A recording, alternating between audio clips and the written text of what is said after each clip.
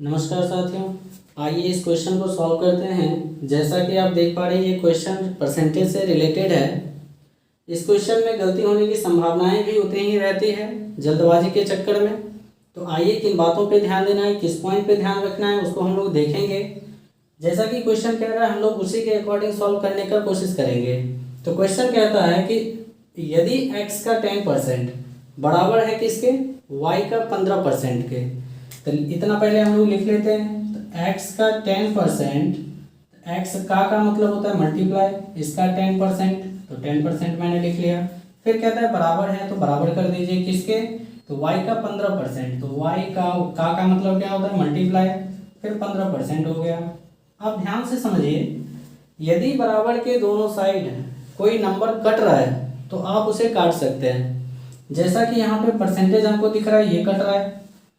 10 और 15 भी एक ही नंबर से कट रहा है जो कि 5 है। 5 से 10 भी कट जा रहा है और 5 से 15 भी कट जा रहा है। चाहे तो आप यहाँ काट लें या फिर लास्ट आंसर जो आएगा उसको आपको सिंपलेस्ट फॉर्म में करना पड़ेगा। तो आप यहाँ भी कट कर सकते हैं या फिर बाद में भी कर सकते हैं। तो यहाँ पे हम अगर कट करते हैं तो 5 2 जा 10 और 5 3 जा 15, तो क्या आ गया 2 और 3। अब यहाँ से अगर हम देखें तो x इंटू 2 हो गया और y इंटू 3 हो गया। अब बच्चे क्या करते हैं कि उनको समझ में आता है कि जो x जो है 2 है और y क्या है 3 है, इसका रेशियो क्या बना देते हैं, तो 2:3। ध्यान देने वाली बातें जो है वो यहीं पे है। आपको यही ध्यान रखना है कि ऐसे नहीं करना है, ये आपका गलत है। तो करना क्या है, तो अब क्या करिए कि x और y को रेशियो के फॉर्म में लिखिए, यानी कि x रेशियो y के फॉर्म में लिखिए, क्योंकि क्वेश्चन में तो आपसे वही पूछ रहा है x रेशियो y का मान क्या होगा। तो x रेशियो y, अब इसका वैल्यू क्या होगा, ध्यान से समझिए। यदि बराबर के लेफ्ट साइड x है, इसका नंबर जो वैल्यू होगा, यानी कि नंबर वाला जो वैल्यू होगा वो राइट साइड का होगा, यानी कि x का वैल्यू क्या होगा 3 होगा। और y का वैल्यू, अगर ये राइट साइड है तो इसका नंबर क्या होगा लेफ्ट साइड का होगा, तो y का वैल्यू आ गया 2। इसका मतलब इसका रेशियो क्या बना 3:2।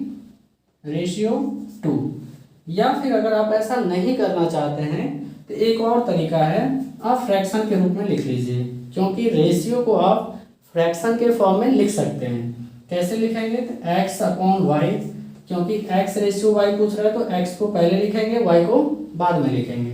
अब क्या करेंगे, यहाँ पे जो नंबर है इसको फ्रैक्शन के फॉर्म में लिखेंगे। लेटर को तो मैंने लिख दिया फ्रैक्शन के फॉर्म में, अब नंबर को फ्रैक्शन के फॉर्म में लिखेंगे। तो यहाँ पे कंफ्यूजन रहता है कि ऊपर 2 रहेगा या फिर 3 रहेगा, तो अभी मैं वेरीफाई करके बताऊंगा। तो 3/2 हम लिखते हैं। अब देखिए ऐसा मैंने क्यों लिखा, क्योंकि आप जानते हैं कि यदि बराबर के दोनों साइड, यानी कि राइट और लेफ्ट साइड यदि फ्रैक्शन है तो वो क्रॉस मल्टीप्लाई होता है। तो यहाँ पे जब हम क्रॉस मल्टीप्लाई करते हैं तो y को 3 से करेंगे तो 3y होगा, और x को 2 से करेंगे तो 2x होगा, जो कि यहाँ पे देख पा रहे हैं 2x यहाँ पे भी है और 3y इधर है। तो आपने देखा कि ये वेरीफाई हो गया।